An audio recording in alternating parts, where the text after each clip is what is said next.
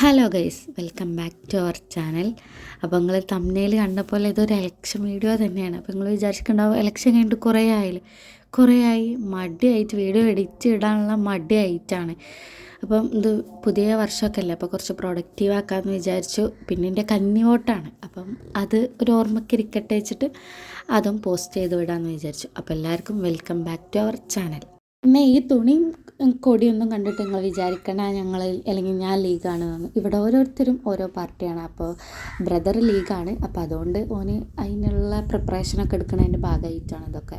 അപ്പോൾ ഈ വീഡിയോയിൽ നമ്മൾ കാണിക്കുന്നത് ഇലക്ഷന് മുന്നുള്ള പ്രചാരണങ്ങൾ, കലാശക്കൊട്ട്, അങ്ങനത്തെ സംഭവങ്ങളും, പിന്നെ ഞാൻ വോട്ട് ചെയ്യാൻ പോണതും, പിന്നെ റിസൾട്ട് വന്നിട്ട് പിന്നെ അതിൻ്റെ പ്രചാരണങ്ങളും ആ ഒരു ആഘോഷങ്ങളും കാര്യങ്ങളും അങ്ങനത്തെ ഒക്കെയാണ്. അപ്പോൾ എല്ലാവരും അത് കണ്ടിട്ട് വരും.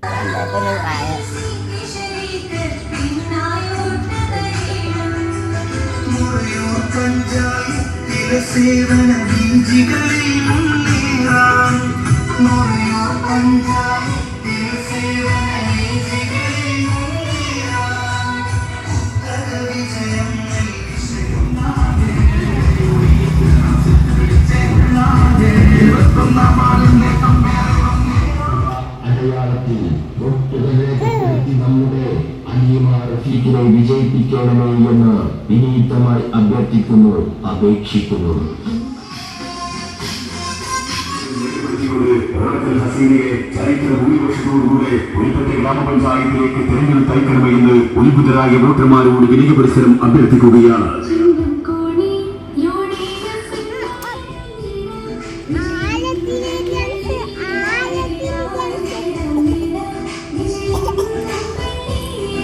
അധികാരത്തിന്റെ വസന്തത്തിനായി ജനം കാത്തിരിക്കുന്ന ത്രിതല പഞ്ചായത്ത് തെരഞ്ഞെടുപ്പിൽ ഈ വരുന്ന ഡിസംബർ 11-ാം തീയതി നടക്കുന്ന തദ്ദേശ സ്വയംഭരണ സ്ഥാപനങ്ങളിലേക്കുള്ള തെരഞ്ഞെടുപ്പിനായി ജനവിധി തേടുന്ന നാടറിഞ്ഞ വികസനത്തിന്റെ നല്ല കാലം തുടരാൻ പ്രശ്നങ്ങൾ കണ്ടറിയുന്നവരാണ് ജനപ്രതിനിധികൾ.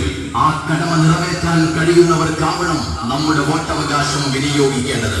ജനങ്ങളുടെ ആവശ്യങ്ങൾക്ക് ജനങ്ങളിലേക്ക്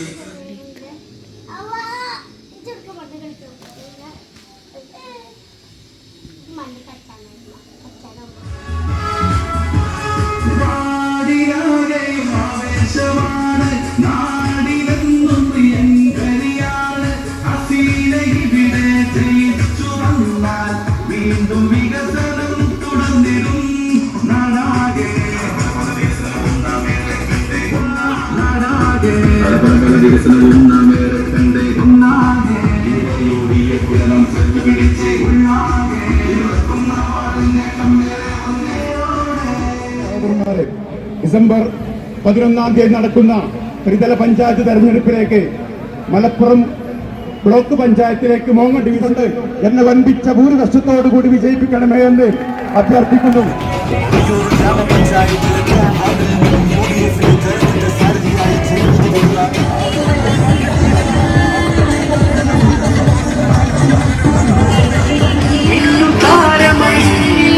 പ്രിയപ്പെട്ട വോട്ടർമാരെ, ഗതാഗത തടസ്സം നേരിടുന്ന മോങ്ങത്തിന്റെ ഗതാഗതം കാത്തിരിക്കുകയായിരുന്നു. പലരുടെയും കണ്ണുകൾ നറാച്ചിയുടെ മേൽ പതിഞ്ഞു. പക്ഷെ ആരും മനസ്സിലാക്കിയില്ല മറ്റൊരാളുടെ കാൽപാദം അതിൽ പതിഞ്ഞു കഴിഞ്ഞെന്ന്.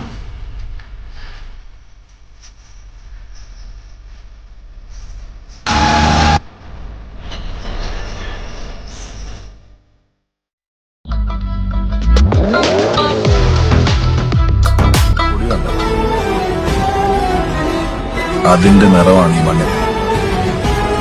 നീയൊക്കെ എത്ര ചോറ് വീഴ്ത്തിയാലും ഈ മണ്ണിനെ ചോദിക്കാനാവില്ല.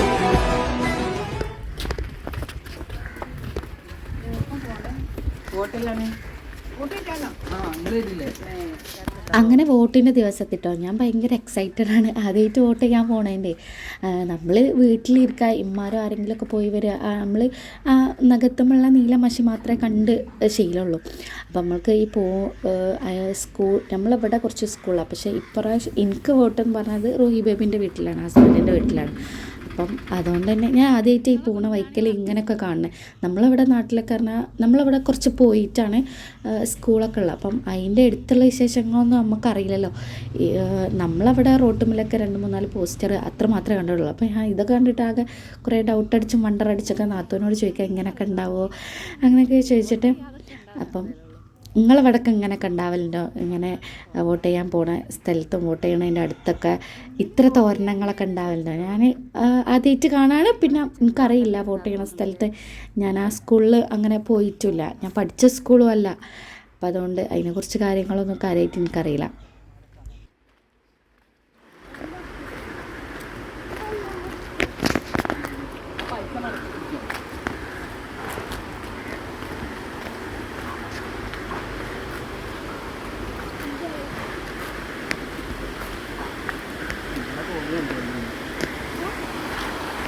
ബസ്സിനൊരു വീഡിയോ ഒക്കെ എടുത്തൊക്കെ ആദ്യമായിട്ട് വോട്ടിന്. എൻ്റെ കൂടെ ഉള്ളത് നാത്തൂനാട്ടോ. അപ്പോൾ പോകുമ്പോൾ തന്നെ ഞാൻ അവളോട് ഓരോ കാര്യങ്ങളൊക്കെ ചോദിച്ചാൽ പോകണം. അപ്പോൾ പറഞ്ഞ ആദ്യത്തെ അല്ലേ, അപ്പോൾ അതുകൊണ്ടാണ് എന്നൊക്കെ പറഞ്ഞിട്ട് അവൾ കാര്യങ്ങളൊക്കെ എനിക്കിങ്ങനെ പറഞ്ഞു തരാണ്.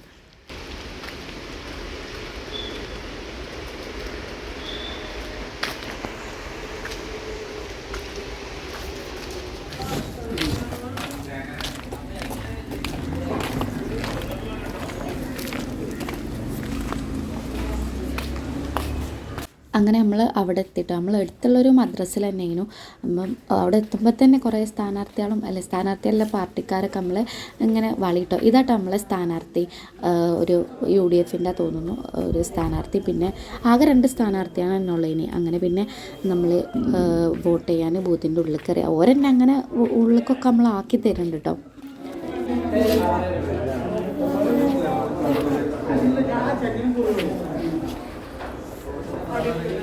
അങ്ങനെ വോട്ടൊക്കെ ചെയ്തിട്ടോ ആ എക്സൈറ്റ്മെൻറ്റ് അങ്ങോട്ട് തീർന്ന്. ഞാൻ വിചാരിച്ചു ഞങ്ങളുടെ നാട്ടിലൊക്കെ 3 വോട്ടുണ്ട് പഞ്ചായത്ത് ആയതുകൊണ്ട് തന്നെ. ഇവിടെ മുനിസിപ്പാലിറ്റി ആയതുകൊണ്ട് ഒറ്റ വോട്ടുള്ളൂ കേട്ടോ. അപ്പോൾ ഞാൻ പോകുമ്പോഴും വിചാരിച്ചത് 3 വോട്ടുണ്ടാവും. ചെയ്യാനെത്തിയപ്പോഴാണ് 1. പിന്നെ നാത്തൂനോട് ചോദിച്ചപ്പോഴാണ് മുനിസിപ്പാലിറ്റി അല്ലേ നമ്മളെന്ന് ഓൾ പറഞ്ഞത്. അങ്ങനെ പിന്നെ വോട്ട് ചെയ്ത് കഴിഞ്ഞ് ഒരു ഓറൈസൊക്കെ കുടിച്ചാൽ വിചാരിച്ചൊരു തണുപ്പിന്. അതുവരെ ഒരു ഹോട്ടല്ല ഒരു ഒറൈസോ ഐസ്ക്രീമോ എന്തെങ്കിലും വാങ്ങാൻ വിചാരിച്ച് നമ്മൾ അതൊക്കെ വാങ്ങി. പ്രത്യേകിച്ച് ഐഷുമ്മ ഉള്ളതുകൊണ്ടാട്ടോ. അപ്പോൾ ഇതാട്ടോ ഞാൻ ചെയ്ത് നീല കളറ് വോട്ട് ചെയ്ത്. അങ്ങനെ ഇപ്പോഴും പോയിട്ടില്ല കേട്ടോ, 1 മാസം ആവാനായി. ഇപ്പോഴും അത് നഖത്തിൻ്റെ ഒരു പകുതി ആയിട്ടുണ്ട്. അങ്ങനെ പോള വൈക്കൽ 2 പാർട്ടിക്കാരുണ്ട് കേട്ടോ. അങ്ങനെ ഒരു ആൾക്കാരെ നോക്കിച്ച് അവർക്കൊരു ഇത്ര വോട്ടിന് ജയിക്കോ തോൽക്കോ എന്നൊക്കെ നോക്കാം കേട്ടോ. പിന്നെ ഇവിടെ 2 പാർട്ടിക്കാരെയും ബിരിയാണിയൊക്കെ ഉണ്ടാവും കേട്ടോ. നമ്മളെ വോട്ടിൻ്റെ അന്നും പിന്നെ വോട്ടിൻ്റെ കുറച്ച് ദിവസം മുന്നൊക്കെ ഉണ്ടാവും. അതൊക്കെ ഞാൻ ആദ്യമായിട്ട് അറിയാണ്. പിന്നെ അമ്മാനോട് ചോദിച്ചപ്പം നമ്മളെ നാട്ടിലുണ്ട് എന്നൊക്കെ പറഞ്ഞു. പക്ഷെ ഇപ്പോഴാണ് ഞാൻ അതൊക്കെ അറിയണത്. അങ്ങനെ ഓര് നമ്മളോട് പറയാൻ ഇവിടെ ബിരിയാണി ഉണ്ട്, നിങ്ങൾ തിന്നോളി, ഫുഡ് കഴിച്ചിട്ട് പോകാമെന്നൊക്കെ പറയുന്നുണ്ട്. പക്ഷെ നമ്മൾ ഫുഡ് കഴിച്ചാണ് വോട്ടിന് പോകുന്നത്.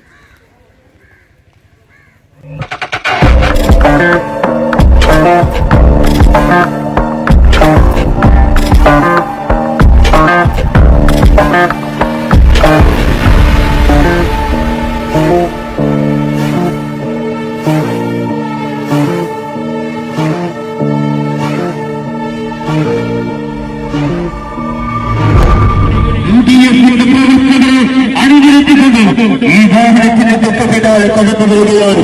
ആശീർവദിക്കുക, അനുഭവിക്കുക, 1000 ലക്ഷം